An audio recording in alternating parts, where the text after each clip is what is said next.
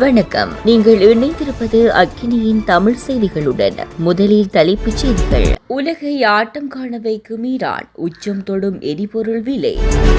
அனுரவின் அதிரடி, விரைவில் சிக்கப்போகும் நாமல் மற்றும் யோஷித. போர் நிறுத்தத்துக்கு வாய்ப்பே இல்லை, ஈரான் மறுப்பு. லண்டனிலிருந்து சென்னை சென்ற மற்றொரு விமானத்தில் தொழில்நுட்ப கோளாறு, பயணிகள் பாதிப்பு. இஸ்ரேலின் அனைத்து விமான நிலையங்களும் முடக்கம். தொடர்பென விரிவான செய்திகள். மத்திய கிழக்கில் போர் நிலைமை தொடர்ந்தால் உலக சந்தையில் மசகு எண்ணெயின் விலை மேலும் அதிகரிக்கக்கூடும். மத்திய கிழக்கு பகுதியில் இஸ்ரேல் ஈரான் இடையே கடும் மோதல் ஏற்பட்டுள்ளது.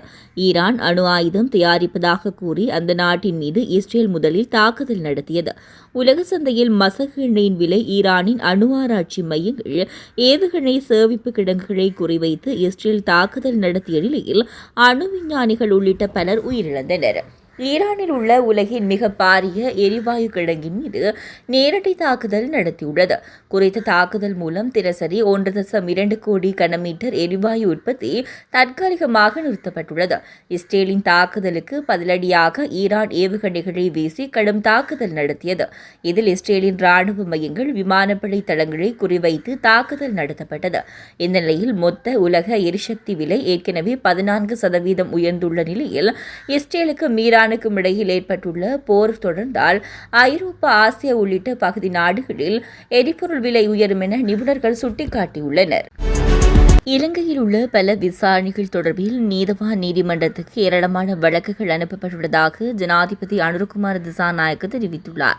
அத்துடன் நாமல் ராஜபக்ஷ மற்றும் யோசித ராஜபக்ஷ ஆகியோரிடம் குற்றப்பத்திரிகை ஒப்படைக்கப்பட்டுள்ளதுடன் பல வழக்குகள் தொடர்பில் விரைவில் சட்டமா அதிபர் திணைக்களத்திலிருந்து குற்றப்பத்திரிகை வெளியிடுவார்கள் என்றும் ஜனாதிபதி சுட்டிக்காட்டினார். பல வழக்குகள் தொடர்பில் விரைவில் சட்டமா அதிபர் திணைக்களத்திலிருந்து குற்றப்பத்திரிகையை வெளியிடுவார்கள். அதன் பிறகு நீதிமன்றத்துக்கு செல்வதே பணி என தெரிவித்துள்ளார். ஈரான் தொடர்ந்து இஸ்ரேலிய தாக்குதலுக்கு உள்ளாகி வரும் நிலையில் போர் நிறுத்தம் குறித்து பேச்சுவார்த்தை நடத்த தயாராக இல்லை என்று தெரிவித்துள்ளது. இது தொடர்பில் மத்தியஸ்தர்களான கத்தார் மற்றும் ஓமானிடம் ஈரான் கூறியுள்ளதாக வெளிநாட்டு ஊடகங்கள் செய்தி வெளியிட்டுள்ளன. இரு நாடுகளும் தொடர்ந்து தாக்குதலை நடத்தி வருவதால் போர் நிறுத்தம் எட்டப்படுவது சிக்கலான விடயம் என்றும் ஈரானிய அதிகாரி ஒருவர் குறிப்பிட்டுள்ளார். அதேவேளை இஸ்ரேலும் ஈரானும் போர் நிறுத்தத்தை எட்ட முடியும் என்று தான் நம்புவதாக அமெரிக்க ஜனாதிபதி டொனால்ட் ட்ரம்ப் தெரிவித்துள்ளார். ஆனால் சில நேரங்களில் அவர்கள் அதை எதிர்த்து போராட வேண்டியிருக்கும் என்றும் அவர் குறிப்பிட்டுள்ளார். கனடாவில் G7 உச்சி மாநாட்டுக்கு சென்றபோது செய்தியாளர்களிடம் பேசிய ட்ரம்ப் அமெரிக்கா இஸ்ரேலை தொடர்ந்து ஆதரிக்கும் என்றும் ட்ரம்ப் கூறியுள்ளார். இருப்பினும் ஈரான் மீதான தாக்குதல்களை நிறுத்துமாறு இஸ்ரேலிடம் கோரினாரா இல்லையா என்பது குறித்து ட்ரம்ப் கூற மறுத்துள்ளார். 360 பயணிகளுடன் லண்டனிலிருந்து சென்னை புறப்பட்ட விமானத்தில் திடீரென ஏற்பட்ட இயந்திர கோளாறு காரணமாக மீண்டும் தரையிறக்கப்பட்டுள்ளது. பிரிட்டிஷ் ஏர்வேஸ் விமானத்துக்கு சொந்தமான விமானமே இவ்வாறு நேற்றிரவு தரையிறக்கப்பட்டுள்ளது. நடுவானில் பறந்தபோது இயந்திர கோளாறு கண்டுபிடிக்கப்பட்ட நிலையில் அவசரமாக மீண்டும் லண்டனில் விமானம் தரையிறக்கப்பட்டுள்ளது. இதன் காரணமாக சென்னை மற்றும் லண்டனில் 700க்கும் மேற்பட்ட பயணிகள் அசௌகரியங்களுக்கு முகம் கொடுத்துள்ளனர்.